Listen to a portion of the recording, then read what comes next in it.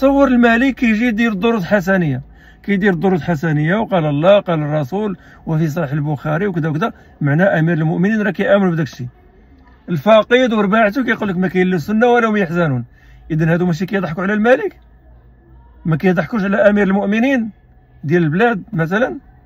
فعلاش ما ينوضش ينتقدهم ولا يحاسبهم ولا يعاقبهم او لا يقول لهم سكتوا ماذا تقولون، كما التوقيف كيسكت الخطباء.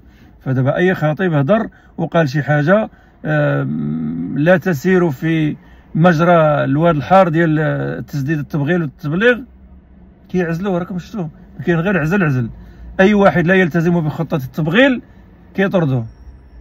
ولكن الفقيد وهادو علاش ما يسكتوش تما، اولا يقولوا لهم اشنو كتقولوا اجيو نتناقشوا، باش تعرفوا راه حزب واحد، لا اللي في الحكومه ولا اللي في المجال الثقافي كيبان راه حر واكاديمي، كلهم الهدف ديالهم اخراج المسلمين من الاسلام. وما الناس الهضره واش مفهومه ولا لا؟ ترى هما حزب واحد، حزب يدعو الى ابعاد المسلمين المغاربه من القران والاسلام والاخلاق. غير هادو في السلطه وهادو في الجانب الفكري والثقافي، وكل شيء كيخدم مجرى واحد واجنده وحده، القضاء المبرم على الاسلام. اللي انتقد الديمقراطيه والانتخابات 5 سنين الحبس.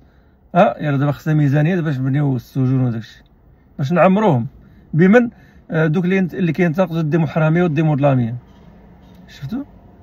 ومن يعيث في الارض فسادا وينشر ثقافه الانحلال وثقافه العلاقات الزنائيه وداك الشيء والى اخره، ويشكك في ثوابت الامه، هذا ما عليه حتى شي حاجه.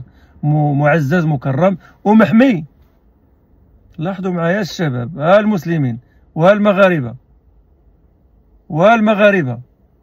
اين انتم؟ تفينكم؟ حتى المغاربه راه ملهيين.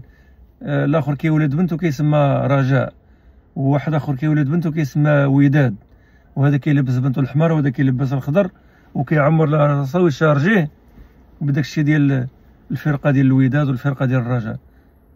ولا نعمم. وكذلك كاين اللي كيلهي ولادو يشري لي جاكيطه خضراء وجاكيطه حمراء وبوفالده خضراء وبوفالده حمراء. اي حياج اش كاين سيدي؟ الرجاء والوداد والرجاء والكره والمنتخب الشعب اللي هذه الثقافه ديالو وهذه الاهتمامات ديالو، ماشي غير يجيو يركبوا عليه ولا الحرام بحال هذا.